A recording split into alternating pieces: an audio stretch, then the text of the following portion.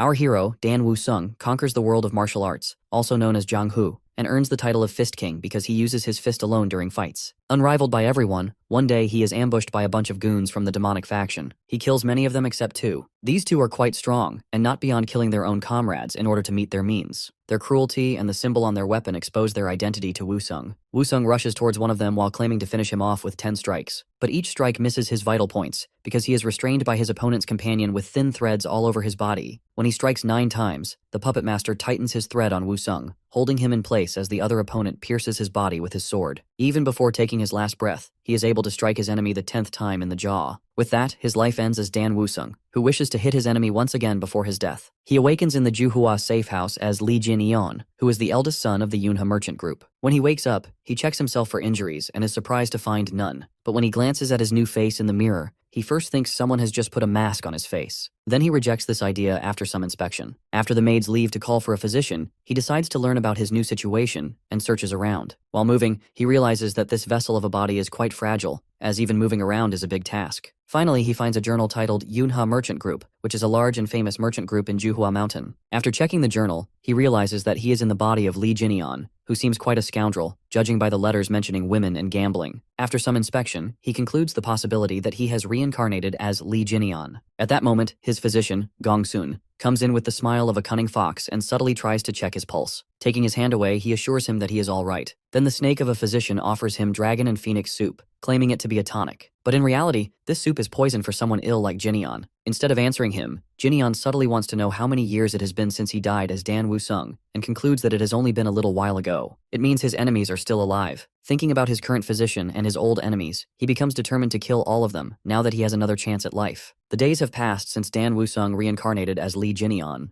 That morning, his maids prepare his breakfast with great enthusiasm, while knowing he will finally eat a proper meal from today onward. Until now, he has been on a strict porridge diet for his health. One maid urges the others to hurry, as Jin-yeon could return from his walk at any moment. Her sentence cuts short when the door opens and Jin-yeon steps inside. He checks the breakfast and tells them to keep it simple from now on, just like this. As he heads to his room, one maid notices his improved physique and comments on his better health, with the others quickly agreeing. After a while, Jin-yeon starts his breakfast, when the sly snake Gong-sun Mung arrives to ruin his mood. Jin-yeon grumpily allows him inside, and Gong-sun immediately senses the rudeness, but still wears a wide grin as he greets him. Jin-yeon meanwhile looks at him skeptically, knowing this man always has some agenda when he grovels. A smirk plays on Jin-yeon's lips as he plans to make him confess his crime. For this purpose, he nonchalantly asks about Gong-sun's reason for being there. At that, Gong-sun launches into his usual melodrama, claiming he can't bear the loneliness, so he comes to see Jin-yeon. Then he subtly comments on how Jin-yeon's complexion looks different, undermining all of Jin-yeon's physical recovery in a single remark. This catches Jin-yeon's attention, and he quips that Gong-sun's effort must mean trying to lure him into drinking dragon phoenix soup. Gong-sun doesn't expect him to know anything about the soup,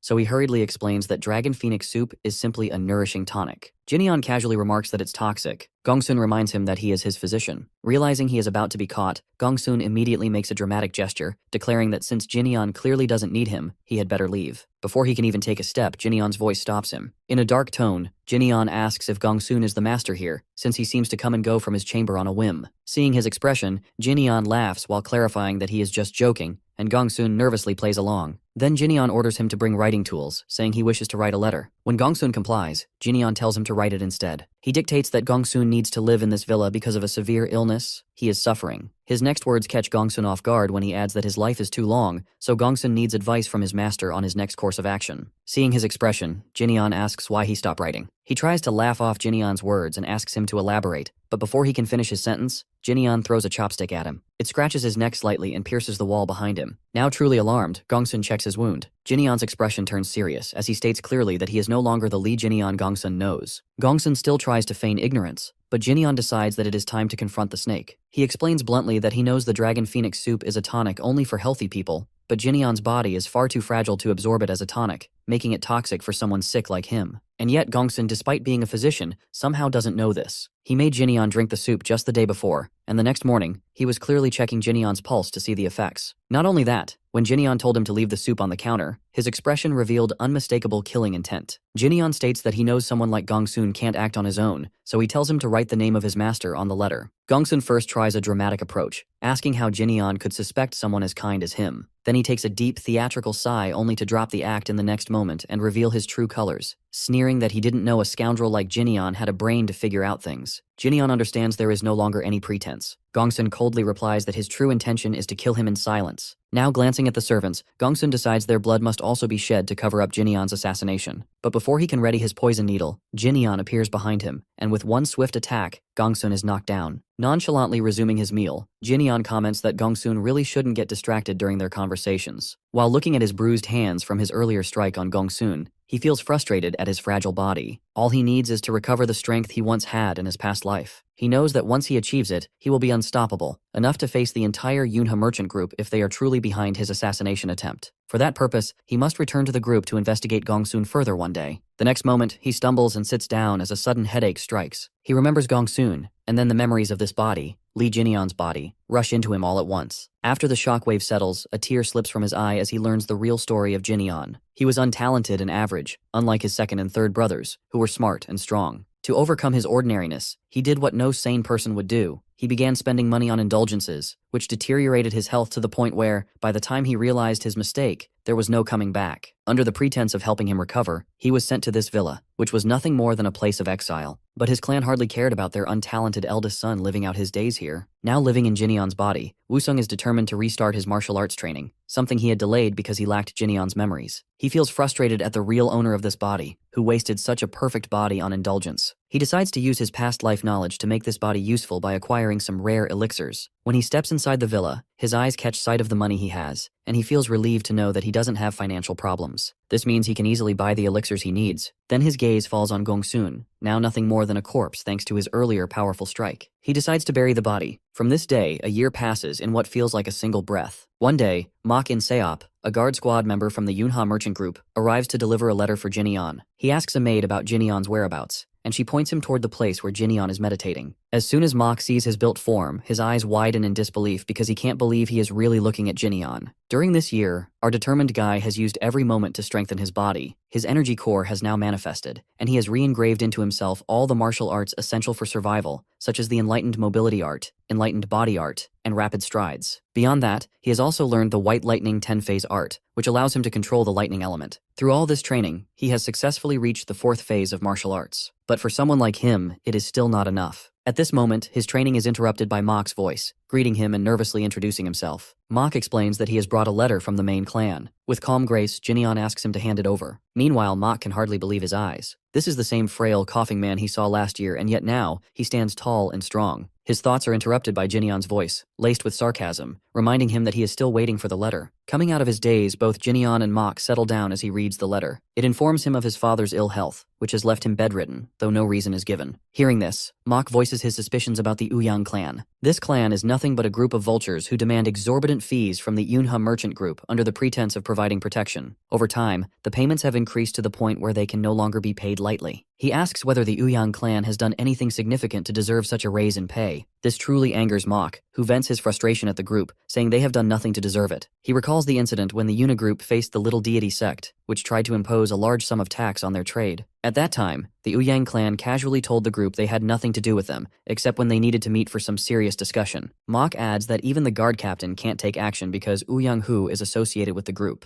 This catches Jinyeon's attention, as he knows this name from his Jianghu days. Ouyang Hu, a man quite famous there. Jinyeon now clearly sees the picture. Ouyang Hu is someone strong, taking advantage of his power to harass the Yunha merchant group, which he considers too weak to matter. At that moment, he decides that the issue will either end in death or he will personally teach Ouyang Hu a lesson. Mok is taken aback, but he goes on to mention another matter that has left Jinyeon's father bedridden. It turns out his younger brothers were foolish enough to start a sword duel in front of the entire Yunha merchant group. He can hardly believe their stupidity, realizing it angered their father so much that he fell ill from the stress. Mok tries to console him, saying the matter has nothing to do with him, but he cuts him off and stands up because he can no longer play a passive role. Mok is startled by his sudden resolve. Our boy then seriously tells Mok to keep the letter because he will see the situation for himself. When Mok returns to his squad, the first thing he does is relay the news to his comrades about how someone like Lee Jinyeon has become a martial artist. As soon as his companions hear this, they start laughing. Everyone has their own opinion on the matter. Some say he must be good in bed, while others comment that if someone like Jinyeon can become a martial artist, then they must be legendary martial artists themselves. One of his companions tells him to make a believable joke. For example, how the vice captain has finally found a lover. The said vice captain, Han Yeop,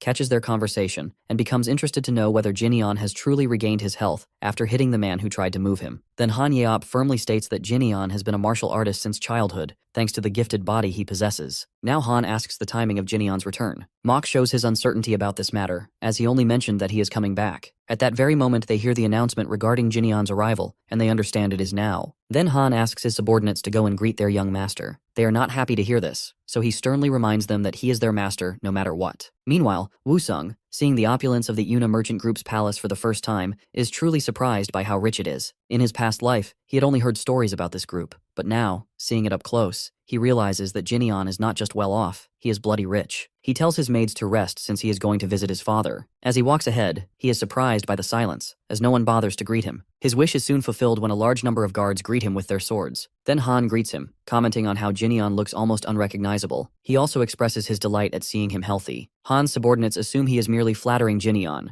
believing Han has no pride, since in the past their master always insulted him for his consideration. At that moment, they are also bracing for a crude insult, but they are truly taken aback when Jinyeon greets them by commenting on how good of a welcome it is for someone troublesome like him. Seeing their shocked expressions, Mok insists that he has already told everyone Jinyeon has really changed. Noticing this, Han, who is escorting our boy to his father's chamber, has a soft expression on his face, and Jinyeon finally starts to feel like he is their ally instead of a hostile figure. When they enter, Han informs him that he has already told his father about his arrival, for which he thanks him. Their conversation is interrupted by the hand of his youngest brother, Jae-yeon, who greets him with a mocking comment while calling him a pervert. Seeing him like this, Jae-yeon remarks that he looks like a completely different person. When Jinyeon has the audacity to glare at him, Jae-yeon clenches his fist on his shoulder. Han, who has witnessed Jinyeon getting beaten by youngest brother in the past, doesn't want him to face the same treatment on his first day back. He gently takes Jae-yeon's hand off Jinyeon's shoulder while commenting that both brothers should be happy to see each other after such a long time. But to his shock, Jae-yeon slaps Han for touching him without permission.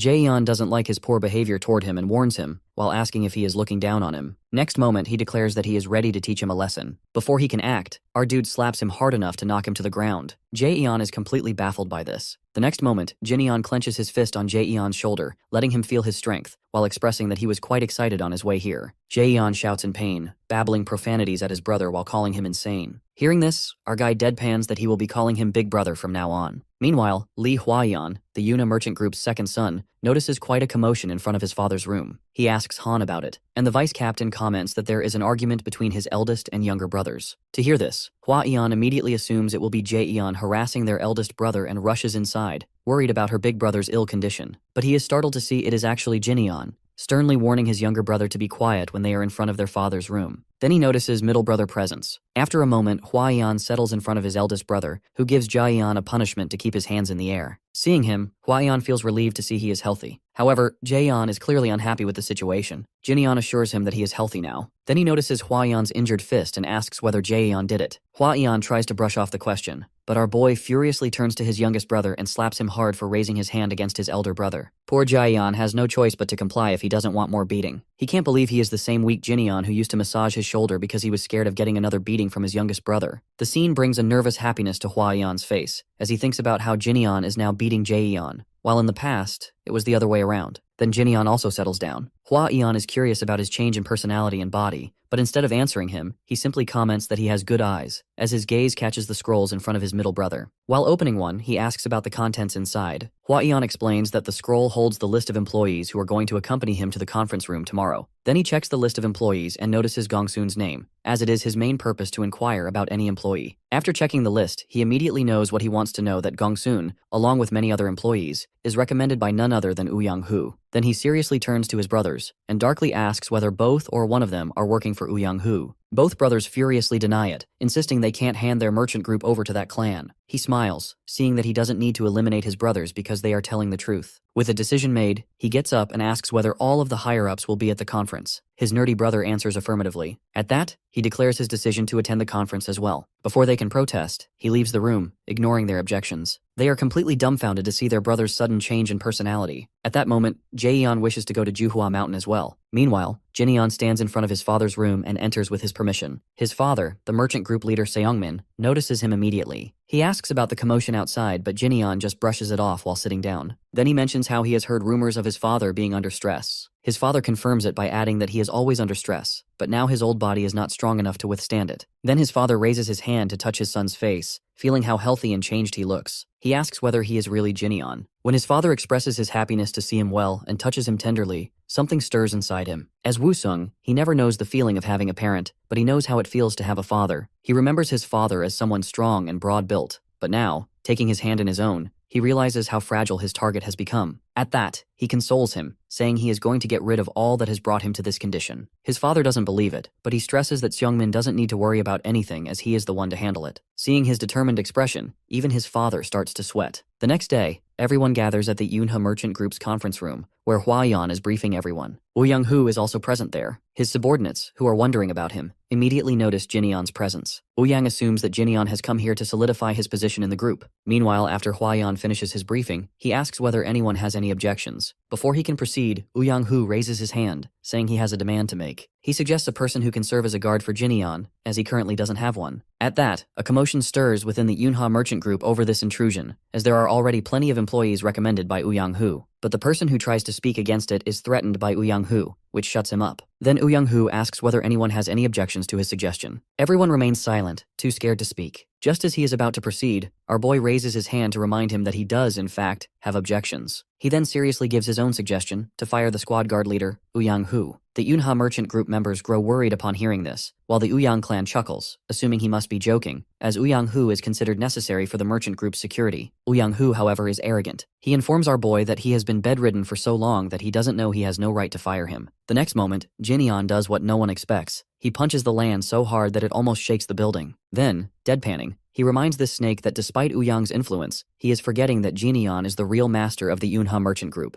A little while ago, he had already informed Hwa-yeon about his plan to fire Woo Young-hoo. Hwa-yeon, however, doesn't think it is a good idea because the Woosung clan is more powerful than them. Instead of answering directly, he asks, when someone underestimates the martial artists of Jong-hoo, aren't they eaten alive because of their arrogant assumptions? Then he points out how many employees around them are from the Woosung clan, making it feel like the Yunha Merchant Group is being swallowed whole by them. His nerdy brother, noticing this, understands what he is trying to say. Then Jinyeon assures him that he doesn't need to worry because he is going to handle it. Now, looking at his elder brother, Hwa-yeon understands with a nervous smile exactly how his elder brother plans to handle it. Seeing this, the Woosung clan immediately draws their swords in a threatening manner, demanding that he explain himself. Hans is furious at their insolence in raising swords against their master. He steps in front of Jinyeon to protect him, but with an unfazed expression, our boy remarks on how insolent it is for the Woosung clan to raise their swords against their employer. He threatens them in a dark tone, warning that they must have a death wish. Then, he suddenly changes the direction of the conversation, saying he is going to compensate Woo Young-hoo because he feels bad. Woo Young-hoo is confused upon hearing this. Jinyeon explains that he has ruined Woo Young-hoo's perfect retirement plan. Then he elaborates on what Woo Young-hoo was really planning. First, he would eliminate Jinyeon through Gongsun. Then, as he was already making Jinyeon's other two brothers clash with each other, it worked in Woosung's favor that their father fell ill because of this conflict. In the end, all Woosung would need to do was manipulate one of the brothers and use him as a puppet to gain full control over the Yunha Merchant Group. At that, Woosung starts laughing, claiming that Jinyeon is just making up stories. But he continues, deadpanning that Woosung's plan began to fall apart the moment he personally killed Woosung's assassin, Gongsun. Woo Young-hoo's eyes widen at this revelation. He can't believe what he has just heard. Our boy adds that he killed the poor assassin with one strike, giving him an easy death. Then he casually says that Woo Young-hoo should put in more effort to make a proper plan if he wants to control the merchant group. Besides, he adds, he will also be charging him for the damages he has caused. Now Woosung has had enough of Jinyeon's words. Furious, he raises his fist and threatens to kill him. Before he can even land a blow, Jinyeon blocks his fist with his own. The moment their fists clash, Woo Young-hoo senses a surge of lightning energy, making him realize that Jinyeon has truly become a martial artist. Everyone around them is also shocked to witness the display of power from our dude. Jinyeon, on the other hand, dramatically remarks that Woosung is attacking someone who has just finished recuperating. Then he declares that he will let it slide, because they are going to have an official duel. Someone announces the beginning of the official duel. Woo Young-hoo asks whether that will be enough. With a cocky expression, he claims that they are going to duel until one of them is dead. After hearing this, Woo Young-hoo calmly remarks that it seems Jinyeon must have been trained under a good sect, judging by his efficiency and skill in martial arts. But, raising his sword, he claims he is going to make him understand the difference in experience between the two of them.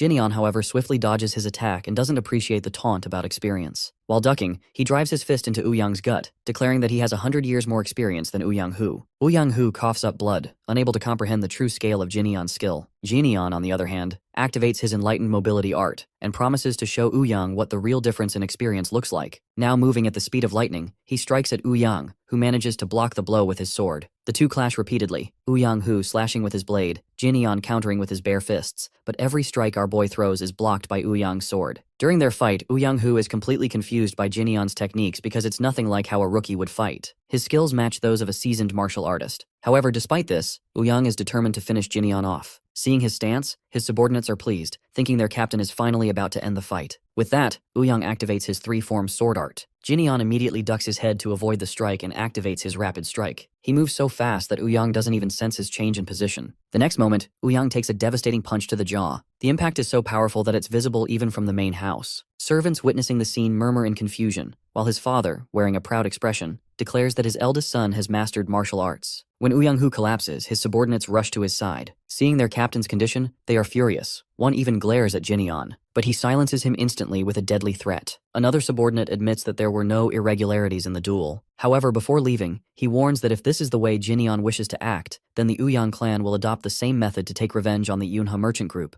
something that, he claims, will be impossible for them to avoid. But Jin doesn't care about such petty grudges as he's never been new to them. He will repay whatever they give him, whether it's a grudge or kindness. Besides, he claims full responsibility for the incident, which prompts a protest from Hua-Yan. Yet Jin looks firmly at everyone and declares that, despite his earlier claim that the Yunha merchant group belongs to him, it also belongs to his father, to the squad that welcomed him this morning, and to every employee who works there. Therefore, he will not allow anyone to toy with his merchant group. With that, he orders them to leave, saying he was firing them anyway. Everyone is pleased by his speech, except for the Woosung clan, who leave reluctantly, wishing him good luck in dealing with their clan in the future. As they go, one employee is about to cheer, but another quickly stops him, reminding him that Jin had won an official duel. Another guard adds that they can't celebrate. After all, they are the guard squad. Yet instead of doing their duty, they stood and watched the entire time. Unfazed by the commotion, Jin turns to Hua-Yan and tells him to bring him an elixir. Since he has already taken sole responsibility for the matter, he deserves at least that much. Hua-Yan chuckles and assures his brother that he will bring the best elixir, adding that he is going to be busy from now on. Not only will he be buying elixirs, but he also needs to hire new people for the guard squad. At this, Jin mentions that he already has some people in mind who can fill the job. Meanwhile, somewhere inside a private room, Myung-ho receives the news about Jin recent actions. His subordinates confirm that the news is indeed true. Actually, our boy has already thought through all of this a few days ago, the moment he set foot in the Yuna merchant group. He has been analyzing the employee patterns as well. On his very first day here, while on the way somewhere, he suddenly stops and asks Han whether he has eaten. Completely caught off guard by the considerate question, Han answers negatively as he hasn't had time to eat since dawn because of work. Jin then glances downstairs, where a few Woosung clan members are wasting time in useless conversation. In that instant, he understands the group's dynamic. The loyal Yunha merchant group employees work so hard, they can't even make time for a meal, while the Woosung clan members enjoy easy money, slacking off during working hours without any real obligations. Han addresses him again, but instead of answering, his mind drifts to the solution. If he suddenly fires the Woosung members, the group will be left without security, as he will need people to fill their place. After giving it some thought, he knows exactly where to find the perfect replacements for those idle employees. For this purpose, he heads to a shady gambling den, the kind of place that looks like only criminals would frequent. As soon as he steps inside, he catches the eyes of several people. Some point at him, calling him a pushover. They are surprised to see him after so long. Some even assume he's been dead for years. Believing he has come to gamble, they prepare to watch him lose his wealth. When he enters the main hall, the guard there greets him with excitement, assuming he's about to spend a fortune. But this Jin is not the man they remember. With a subtle yet sharp insult, he warns the guard not to touch him, leaving the man grumpy. Then, without further pleasantries, Jin orders him to open the door. Inside, Chul Myung-ho, known as the Poisonous Fox, glances at his former friend and comments that his improved health must be the result of a long recuperation. His companions Yuk Jinbo and Yuk Myung-ho also greet him. Myung-ho, with a smirk, reminds them to at least ask after Jin well-being since he's been sick for so long. At that, both Yuk brothers apologize, while Myung-ho mockingly claims that Jin is his friend. Jin scoffs at this so-called friendship. On the surface, it looks as if they're childhood buddies, but in reality, Myung-ho has always used this false camaraderie as a way to harass him and squeeze money out of him, exploiting his weaknesses. With a serious expression, he wonders if the new generation has come up with an entirely different and twisted definition of friendship. Unaware of Jin true thoughts, Myung-ho eagerly urges him to start gambling, claiming it's been far too long. In truth, Myung-ho is itching to fleece him for a hefty sum, confident that no one else would be foolish enough to fall into his trap. Feigning friendliness, Myung-ho insists he'll treat him in honor of his return. But when he offers no immediate response, Myung-ho grows irritated and pushes him to say something. Jin calmly replies that he's thinking. When his vulture of a friend presses to know what he's thinking about, Jin, instead of answering, he simply sits in silence for a moment, weighing his options whether should he kill Myung-ho or not. To him, Myung-ho is nothing more than a useless scumbag he has no interest in keeping around. The only ones of value here are the Yuk brothers, who, despite living as thugs, actually have skills worth using, their skill wasted under someone like Myung-ho. With that decision simmering in his mind, Jin-yeon stands up and calmly tells Myung-ho to hand over the key to the vault. Myung-ho blinks in surprise, asking why Jin-yeon suddenly needs money. Jin-yeon answers evenly, assuring him that this is just a one-time cash withdrawal. But, he adds, the interest Myung-ho owes him for the thousands of nyang he was forced to invest in this gambling den, plus medical compensation for the times Myung-ho had him beaten, brings the total to around 100,000 nyang. That should be enough. Myung-ho bursts into laughter, mocking him and asking if he learned his math during his time away. With smug arrogance, he points out that the vault doesn't just contain the money Jin-yeon is demanding, it's also filled with gold, silver, and jewelry. Still, he says, Jin-yeon is a fool if he thinks he'll get any of it. At best, his so-called offers, he could lend him some money if he's desperate, but the vault key is out of the question. Myung-ho's irritation grows as he recalls the times our boy complained to be sick, only to now stand here, healthy, and dare to demand the vault key while blatantly ignoring him. He coldly tells Jin-yeon to come to his senses, reminding him exactly who's standing in front of him. When Jin-yeon still doesn't bother to answer, Myung-ho steps in close, his face almost touching his, and asks if he's wishing for death at his hands. Again, no answer. Finally giving up on words, Myung-ho snaps an order to his minions to beat Jin-yeon to a pulp.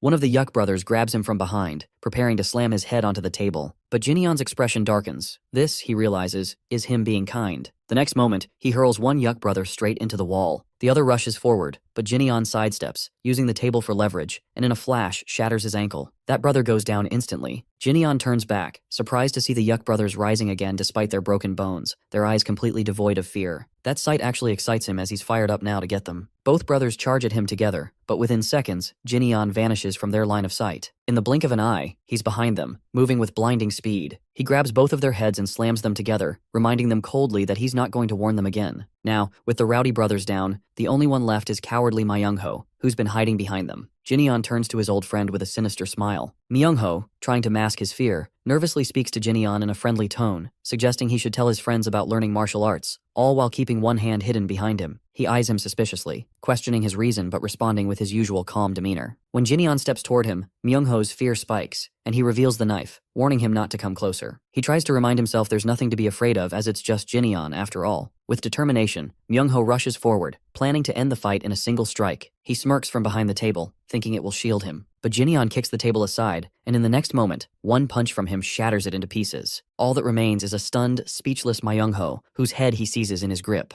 Then he smiles and calmly says that the counterstrike wins this time. The next moment, Myung-ho shrieks in pain as Jin-yeon sends lightning energy coursing through his body. Outside, a guard mutters that someone's going to die today. After the shocking burst, Myung-ho collapses to the floor, drenched in sweat. Jin-yeon, unfazed, tells him to get a grip. With difficulty, Myung-ho lifts his head, his eyes burning with humiliation as he wonders what Jin-yeon has been doing during his recuperation. The thought creeps in, whether Jin-yeon trained all this time just to take revenge on him. He tries to defend himself, thinking he hasn't been that bad to him. But recalling his past behavior toward Jin-yeon, the conclusion feels unavoidable. This is payback. Forcing a nervous smile, Myung-ho tells our boy to demand anything, except the vault key. That makes Jin-yeon pause. This is exactly what he wanted to hear. Myung-ho quickly reminds him that despite his bad behavior, they've been childhood friends, and he reluctantly plays along. Hearing this, Myung-ho's face brightens, and he immediately hugs a very irritated Jin-yeon, assuring him there will be no more beatings or harassment from now on. Jin-yeon doesn't buy it. He pushes him off, grimacing, and says his sweet words are making him sick. Despite his irritation, Myung-ho keeps talking, insisting they aren't just friends while he's promoting him to brother. He immediately turns to his minions and orders them to greet their big brother. Both of them obey without question, looking rather clueless. Inside, however, Myung-ho is smirking,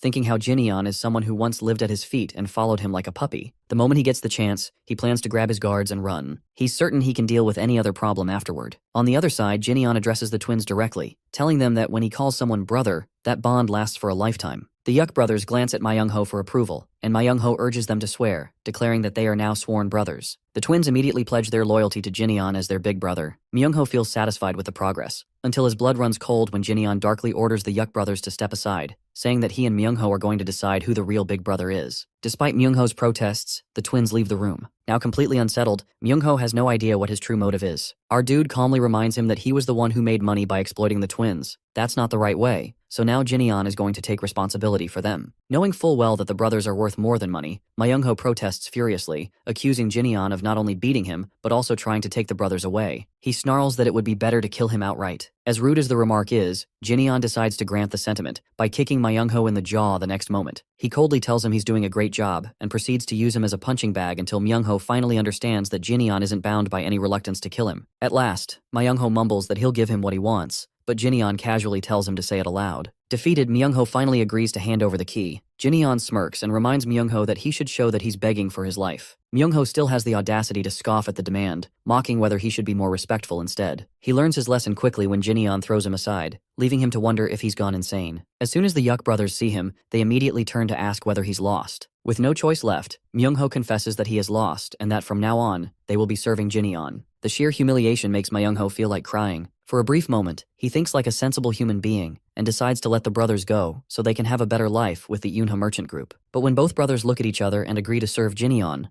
Myungho's irritation flares again at what he sees as their ingratitude. After the matter is settled, Myungho storms out, irritated and muttering while complaining about never trusting black-haired people. As soon as those around him notice he's without the Yuk twins, they're ready to beat him now that his security is gone. Seeing the hostile faces surrounding him, Myungho's arrogance flares that he's still the poisonous fox, and he reminds them of it with a loud shout. He even has the guts to challenge them to come at him. The men take the bait, weapons in hand, their fury boiling over. Cursing his luck for leaving in this state, Myungho prepares for the worst, but before anyone reaches him, Jinyeon steps in to defend him. Jinyeon remarks how these vultures didn't dare approach Myungho when he was strong, yet now they're ready to devour him while he's vulnerable. He orders them to come for Myungho only when he's strong enough to fight back. Then he instructs the Yuk brothers to collect every valuable item. As they move to carry out his orders, Myungho continues cursing at everyone and everything, Jinyeon included. When they arrive in front of his home, the Yuk brothers thank him for saving their former master. The gratitude catches him off guard for a moment. Looking at the twins, he recalls the rumors that some say they were sold to Myungho as slaves, others that they followed him out of fear. Yet, seeing their genuine concern for Myungho,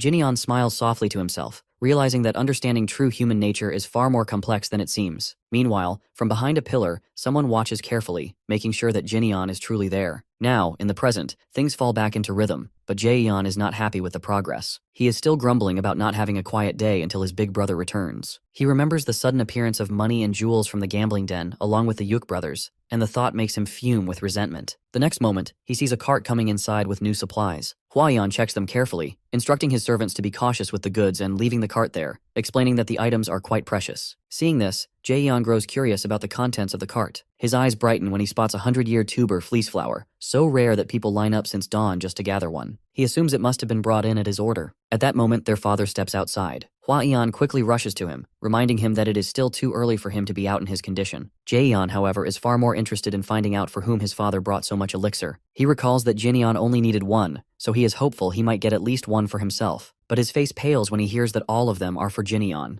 Their father explains that, after what happened with the Ouyang clan, they cannot risk relying on a single elixir. Besides, it's not much, judging by the sheer amount of money they already wasted on the Ouyang clan and the little deity sect. So, after considering the matter, he sends letters to the heads of their local branch offices and some big names in the elixir industry, requesting high-quality elixir supplies. They agree to help, as their businesses are interconnected and suffer from each other's losses. At that, Han supports his decision to aid Jinyeon, trusting him to become a great martial artist. Seongmin thanks him for the support. Then, despite the disheartened face of his youngest son, he declares that he has finally found the perfect way to spend the money he has earned all his life. Jaeyeon is furious to learn all of this. He steps into his father's way and demands that he be given an elixir as well. His father looks at him for a moment and then asks if he really needs one. Jaeyeon becomes even more enraged at this, hearing only the constant praise of his eldest brother's name. He truly believes there is discrimination against him and cannot understand why someone like Jinyeon keeps getting this kind of attention. His question is answered not with words, but with our boy's actions. When he rushes past him at lightning speed, the force of his movement knocks Jaeyeon down as Lee passes, dragging a massive boulder on his back. Looking at his brother's determined, sweat-covered face, Jaeyeon concludes that someone like his eldest brother, who already has a strong build and innate confidence, is finally putting in the effort to make it work. He lies back on the ground with a sigh, then glances thoughtfully at his sword. After a while, encouraged by his brother's vigorous training,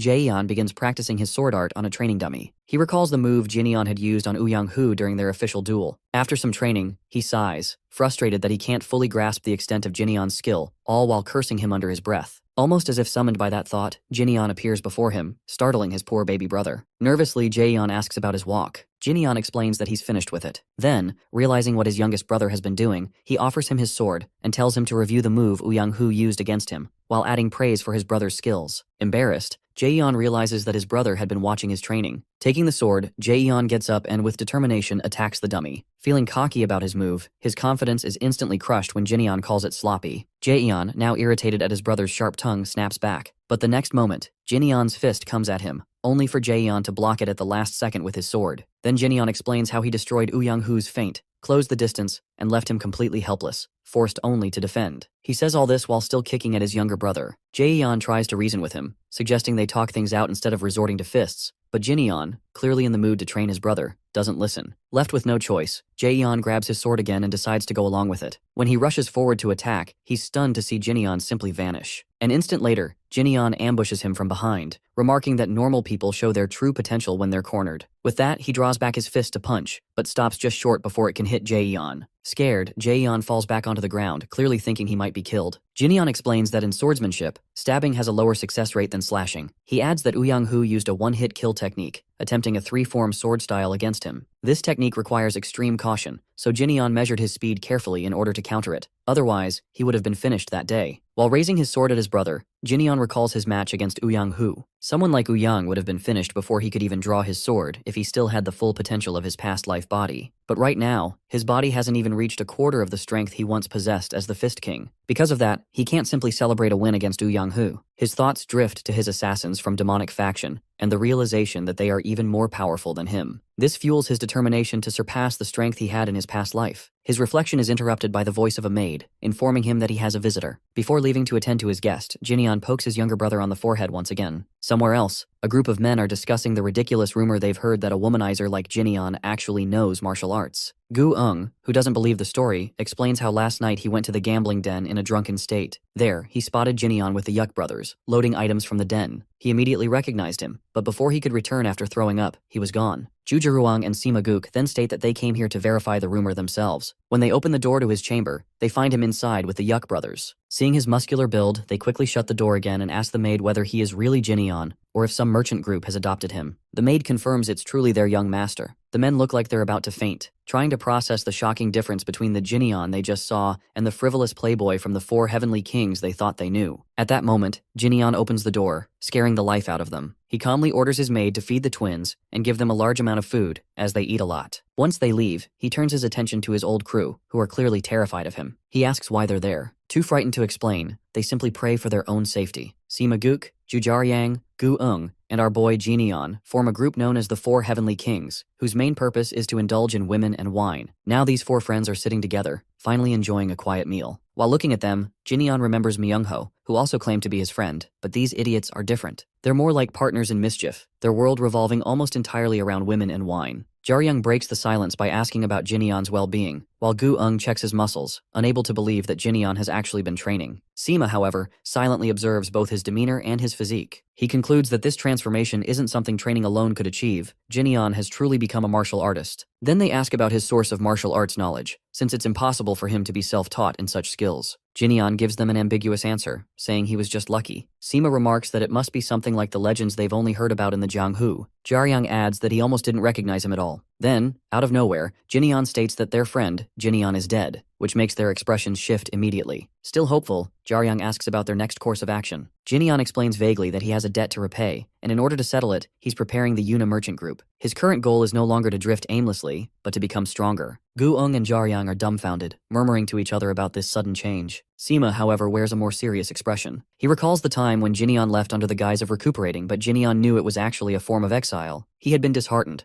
realizing that his father was disappointed enough to send him away. Sima had tried to cheer him up, consoling him and encouraging him to use the time wisely to study and change himself. Back then, Jin-yeon laughed in response while agreeing to change before Sima could bid him farewell. Remembering the incident, Sima sincerely congratulates his friend for changing for the better. For a moment, all of them pause, then agree with Sima while recalling the time Jin-yeon left, and the others didn't show up because of their usual hangovers. Seeing them bicker like this, he sighs softly, realizing that these alcohol-loving idiots are the real friends of Jin-yeon. Pouring alcohol for his friends, he asks about their own plans now that he has changed. At that, they all nervously declare that they are not the type to change. Still, while celebrating, they're happy that at least Jin-yeon has stepped out from the shadow of their group to face the world. After a day of drinking and laughter, all his friends leave, greeting him warmly and reminding him to reach out if he needs them. On their way back, they once again discuss Jin-yeon's transformation, and Sima suggests they head home. Jaryang teases him about a possible betrothal, but Sima simply tells him to go home and study. Their banter continues until they decide to settle into Sweet Scent House to get even more drunk. Meanwhile, at the same Sweet Scent House, the sect leader of the little deity sect, Yeomji-sung, is furious upon hearing about Woo-young-hoo's death. Members of the Woo-young clan recount everything about the official duel between Jin-yeon and their captain. When the sect leader asks about the weapon Jin-yeon used, they answer that the former Fist King relied solely on his fists. Hearing this, the sect leader's expression darkens with displeasure. The Ouyang clan members again press for revenge, but the sect leader reminds them that they cannot seek vengeance for a fair duel. Ouyang's clan member protests, saying that the sect leader and Ouyang Hu were supposed to be friends, and that he should honor this bond. Yom Jisang's temper flares, and he snaps that he has no obligation to a dead man. He then orders them to take the corpse away and apologize to his escort for the trouble. Afterward, Yom Jisang's thoughts wander to another problem, as the Yuna merchant group has refused to pay their tax. Without Ouyang as their trump card, they have lost their leverage. His subordinate reminds him that their refusal to pay means they no longer acknowledge the sect's authority. Yom Jisang agrees. The subordinate then asks if he plans to kill them, but their leader Shakes replies that they are not some underworld goons. The subordinate presses, asking if he intends to simply let them go. Before he can respond, Yom Jisang spots 3 of Jinion's friends still chatting about their friend's transformation. He notices their presence and walks past them, intentionally mentioning the Yuna merchant group. Speaking just loud enough for them to hear, he muses aloud about how much wealth Jinion's father and Jinion himself as the heir must hold. Sima catches the remark immediately and takes the bait. After that, Sima rushes to his friends and tells him everything,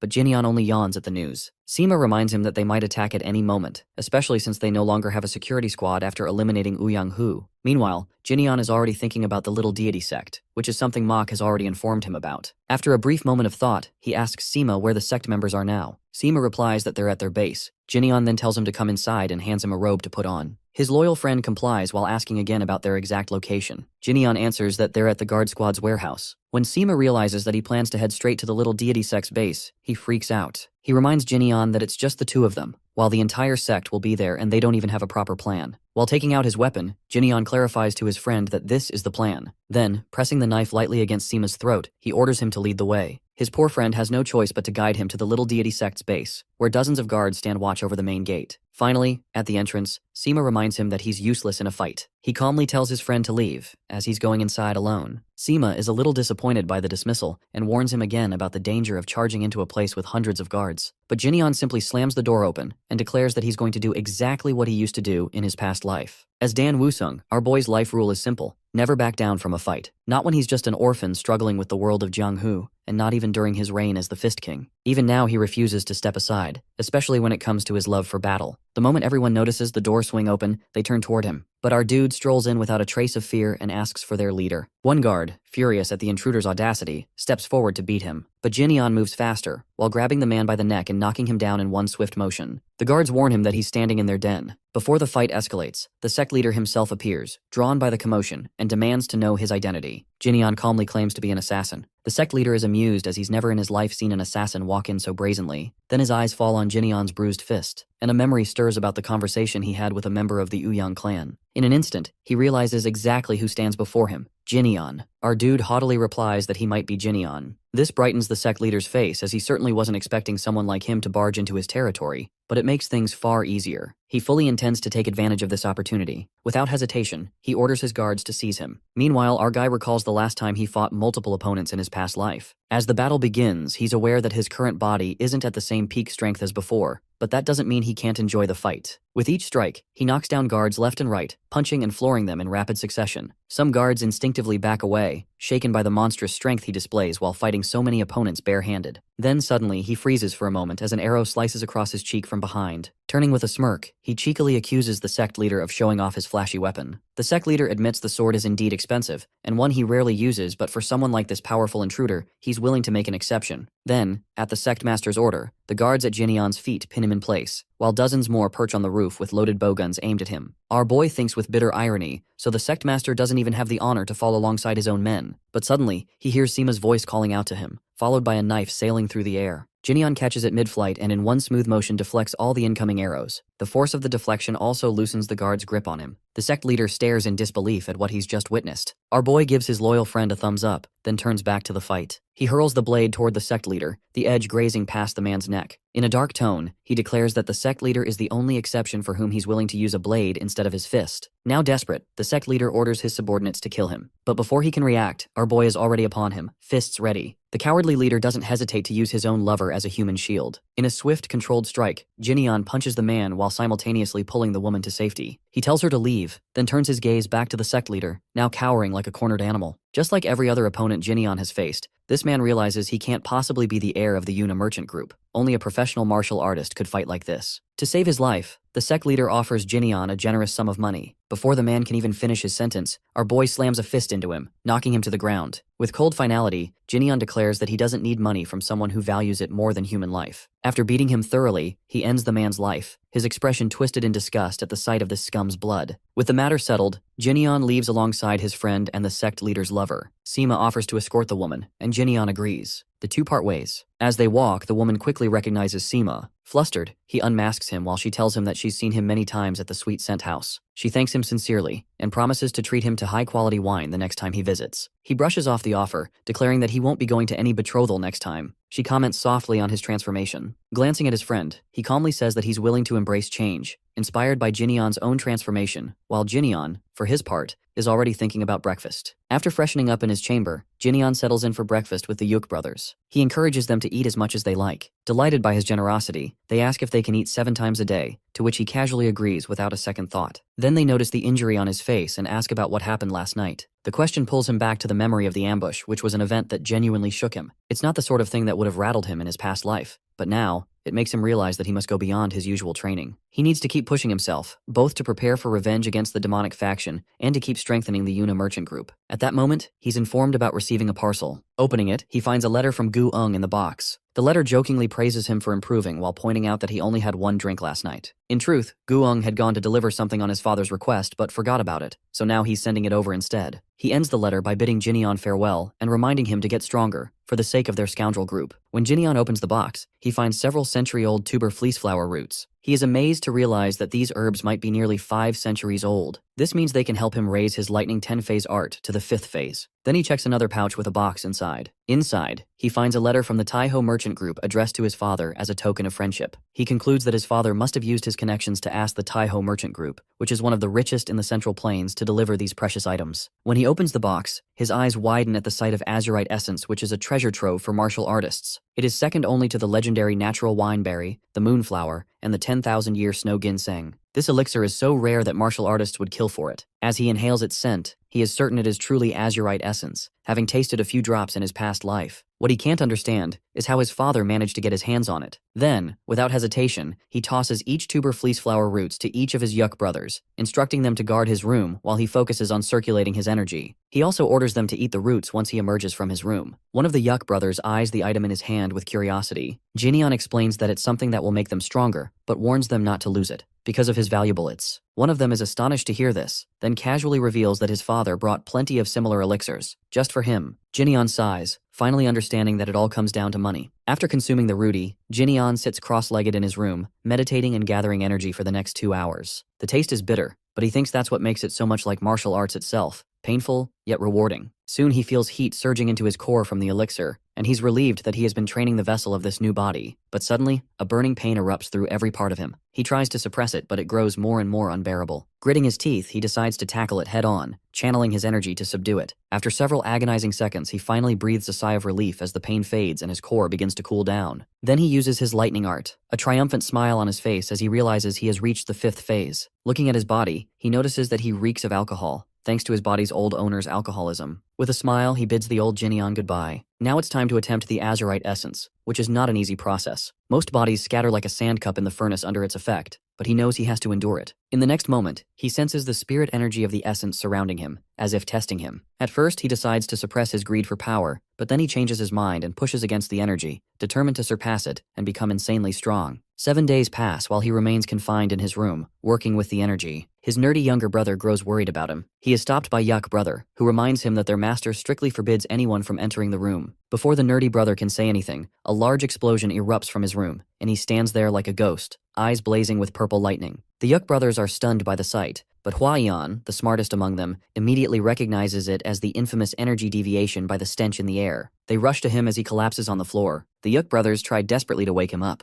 Hua-yeon, worried and scared, approaches his eldest brother, who raises his head with the same intense expression. Jinyeon gets up and looks at his brother. His expression makes him appear like a revengeful ghost. He starts walking ahead. When his middle brother asks where he is going, he replies that he needs to cool off a bit and warns them not to follow him, leaving a very baffled Hua-yeon questioning his statement. He is jumping from building to building at full speed, trying to get away not only from his home but also from his street. The power surging inside him thanks to the azurite essence he consumes makes him nearly uncontrollable. Jinion's body is not strong enough to withstand the essence's power, which becomes uncontainable for the Fist King. So he runs away from the inhabited areas to protect the people from himself. After a while, he is far away and stops in a deserted place. The power is still uncontrollable. Remembering the stab he endured in his past life, he decides to release the energy from his body. He releases the energy in a powerful burst, visible from far away as it shoots from the ground. Rain pours over him as he stands there, satisfied with his energy. Checking the level of his white lightning 10 phase art, he grins, realizing that he has reached the 8th phase because of this energy. When he gets back to the town, his clothes are torn from the energy he released. Noticing the stares of the people around him, he buys some clothes. When he asks the shopkeeper about the price, the man refuses to take money, recognizing him as the one who defeated the rowdy groups like the Woosung clan and the Little Deity sect, scaring off the other thugs. He points to his kids, saying they come here after this, so it's a token of gratitude from him. The kids also offer him an umbrella, and with a smile, he finally accepts their gratitude. Outside, he looks at the peaceful faces of the people around him and realizes the shopkeeper was right. He never truly understood the impact his fight had on others, but remembering the shopkeeper's words and the smiles of the people, he feels a strange feeling that he likes. Suddenly, the peace is broken by loud shouting. He looks ahead and sees some people chasing Myung-ho. His chameleon friend immediately greets him with a smile. Looking at his enemy, he dryly comments on his busy life. Meanwhile, at the palace of Moyong-chan, the Emperor Assembly holds a meeting. The conversation is led by the Dako clan leader, Dako Mayong, who praises Moyong-bin for his great work in gathering all the leaders of the Emperor Assembly groups. Moyong-bin brushes off the gratitude and approaches the leader of the Woosung clan, Woosung Saeng, regarding the death of Woosung-hu at the hands of our hero. The Woosung patriarch is quite embarrassed to hear it, especially when Moyong-bin mentions that Woosung-hu was a pro-martial artist who often got into trouble with the Yunha merchant group.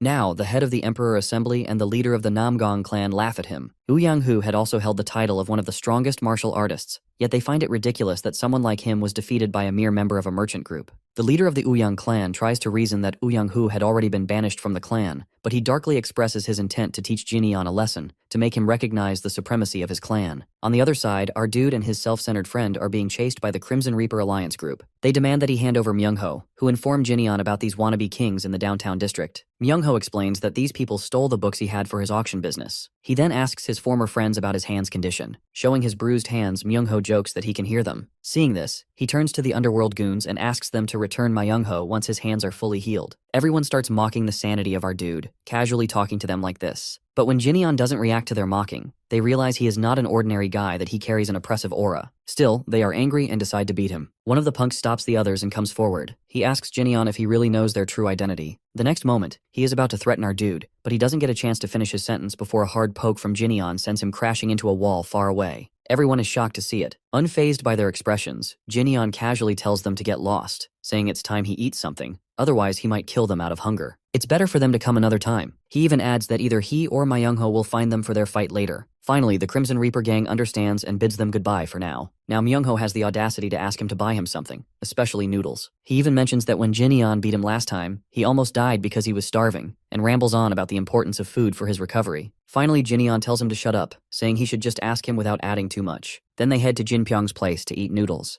Myung-ho is quite happy to have a full meal. But then he notices a change in his friend's eating habits, as he was someone who used to eat so little now eats like they've been starving for days. He lectures them a little on the natural course of change and then orders 4 bowls for his friends. The conversation shifts to the Yuk twins as our boy informs Myung-ho that they are doing fine and usually training at his place. Myung-ho comments on their gluttonous eating habits, which take a big dent out of his expenses when they are with him. Jinyon casually reminds him that he is wealthy enough. His former friends irritatingly retort that he loots his money as well. The conversation then changes as Myung-ho becomes interested in Jinyon's source of martial arts knowledge. His friend presses for a reason. Myung-ho casually answers that he wants to defeat the Crimson Reaper gang, and martial arts can be quite helpful for him. In this regard, he also shares information about the gang leader, who has hundreds of subordinates. Wherever they fight, there are so many of them, though they run away when necessary. At that, Jinyon offers to train him personally, which Myung-ho immediately agrees to. He promises to follow every instruction, which Myung-ho takes seriously, as he is not called Poisonous Fox for nothing. The next moment, he surprises his greedy ex-friend by demanding him to bow to him. Myung-ho is quite embarrassed, but he still bows. Then he raises himself, while complaining about Jinyon better teach him after this. The next moment, our boy opens his umbrella and demonstrates how to swing his wrist for a sword move. This angers his former friend, as he just bowed while complaining about how he was going to dump trash on his merchant group gate. But the next moment, he is hit by the same umbrella as Jinyeon instructs him to hold it with one hand and swing it the same way he demonstrates. He must do this with the borrowed umbrella hundreds of thousands of times before coming back to find him. Myungho hesitates, unsure if he can really repeat this stunt that many times. While taunting him with his title, Jinyeon tells him to give up on learning martial arts if he can't do it. Myungho remains hesitant even after the warning. Our dude decides to give his former friend a reality check. He grabs his collar and reminds him that killing someone is not child's play. The umbrella swinging exercise will train his arms so he can kill dozens of Crimson Reaper gang members with a wooden sword, yet so far, he has only been running scared from them. Then he deadpans that someone pitiful like him might as well just die. Myungho nervously replies that he doesn't want to die. Calmly, Jinyeon asks him to choose whether he wants to become a person worth the title of poisonous fox or stay like a cowardly rat. For a moment, his former friend remains silent. Then he finally asks to borrow the umbrella and leaves with it. After paying for him and sending off his friend, Jinyeon ponders over what he said and wonders whether Myungho will stick with the training or not. His thoughts then turn to the Crimson Reaper Alliance gang, and he decides to keep his promise to track them down. Meanwhile, at the base of the Passion House, the leader is furious, beating some of his subordinates while others quiver at what is happening. He demands to know their reason for letting Myungho go. After learning everything, the gang leader contemplates, but he can't digest the fact that a merchant group's son stands against his rowdy underworld minions. One of his subordinates explains that Jinyeon is not just someone claiming to be a master in martial arts. Some even say he is the strongest person in the Yanghua region,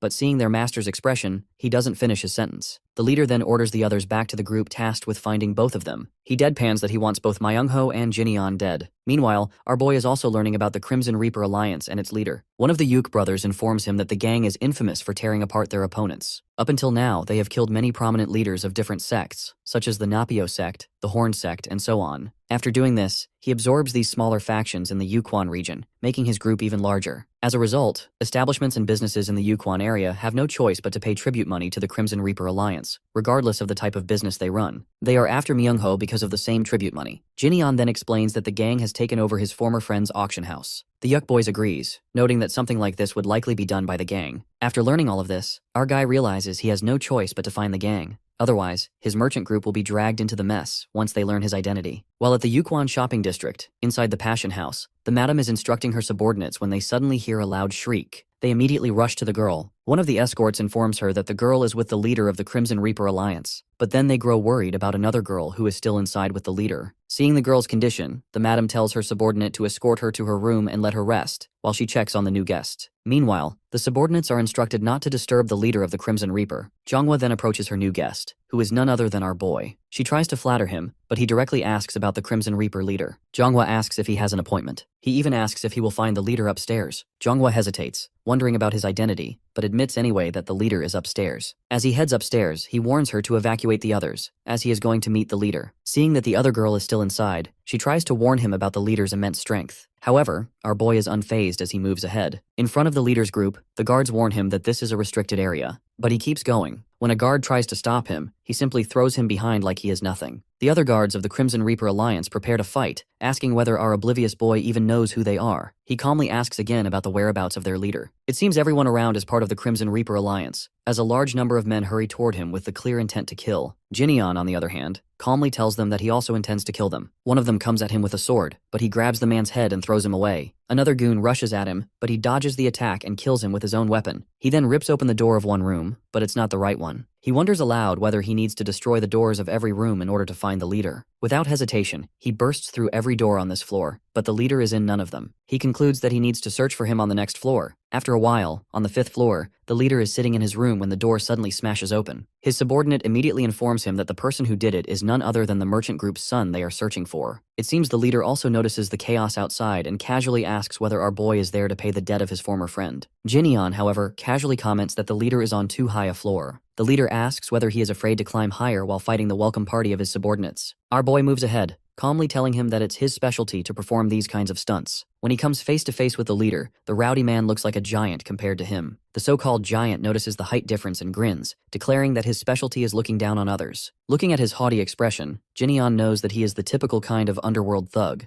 bad enough that he doesn't feel guilty about beating him up. This is exactly why he likes these kinds of punks. In the next moment, he notices a girl behind the leader, clearly bleeding. The leader follows his gaze and grins, haughtily declaring that he couldn't control his strength. Our boy is beyond furious at a person who has no conscience and likely never will. He asks the leader to let the girl go, all while pondering the way he will kill him. Noticing the fire in his eyes, the leader claims that anyone who comes to finish him off has the same intense gaze, but in the end, he rips them apart with his own hands. Meanwhile, people outside scramble to escape the impending danger. One of the members shouts that a crazy person is trying to crash the Passion House. It seems that this crazy person is not our boy, but his so-called childhood friend, who is swinging his umbrella and driving everyone away. He has finally swung the umbrella 2,874 times. However, he is frustrated, realizing he still hasn't completed the task of 100,000 swings, and he starts counting again from the beginning. Suddenly, he hears a large explosion behind him. As he looks back, his thoughts wander, wondering if it is related to his friend. On the other hand, Jinyeon kicks the leader with such force that it pushes him outside the building, breaking the wall behind him. The leader looks at our boy, who, instead of remaining a spectator, jumps after him and lands gracefully in front of his opponent. Even beaten up, the Red Reaper gets back on his feet, ready to face him, as he takes a weapon from his subordinate. With full power, he throws the weapon at him, but Jinyeon dodges while leaping into the air. He tries again, but this time Jinyeon calmly grabs the chain while the hilt is still in the leader's hand. This also gives the Red Reaper the chance to gauge the strength of our guy, which matches his own. So, he releases the weapon and rushes toward him in order to finish him off with his rebound force. He is sure that Jinyeon won't be able to block this attack. Looking at the style, our sharp boy immediately recognizes it as the meteor hammer and fist technique. He also observes that this person must have been taught by some traditional martial artist, judging by his clean fighting style. However, the leader underestimates him. Jinyeon is a fist king, and he easily blocks his opponent's attack. The next moment, he punches the man hard in the gut, prompting a shriek from him. Looking at his injured stomach, the leader immediately recognizes Jinyeon's fist-trained style and readies himself to give him a proper fight. His muscles ripple with raw energy as he rushes forward, ready to tear him apart. Calm as ever, Jinyeon grabs his neck and slams him onto the ground without any effort. The leader doesn't understand why he is at a disadvantage against this man, even though he is fighting with all his might. Now our boy grabs his face and throws back the leader's own taunt at him, that now he is the one looking up at Jinyeon. He then begins the second stage of his white lightning art, while still holding the leader's face, who is now screaming in pain. With each passing moment, he increases the stage to the next level until he is using the fifth phase. The Crimson Reaper Alliance lackeys, watching their boss writhing and hearing his cries, wonder whether they should step in to help him, though their faces clearly show the fear holding them back. One of them recognizes the technique of the White Lightning 10-stage art. When Jinyeon finishes, everyone is overwhelmed to see nothing but ashes where their leader once stood. Rising to his feet, he looks coldly at the Crimson Reaper group and asks who gave them the right to collect taxes and tribute money from the hard-earned wages of weak people. Then he challenges them. If they want to flaunt their strength, they should come to him first. He warns that they will meet the same end as their boss. Meanwhile, the Crimson Reaper Alliance is fired up, while thinking that since he is only one man, they might be able to kill him anyway. Then Myung-ho, looking at him, wonders aloud that if the Red Reaper is dead, they might not need to pay tribute anymore. The man beside him comments that Jinyeon might start demanding tribute money instead,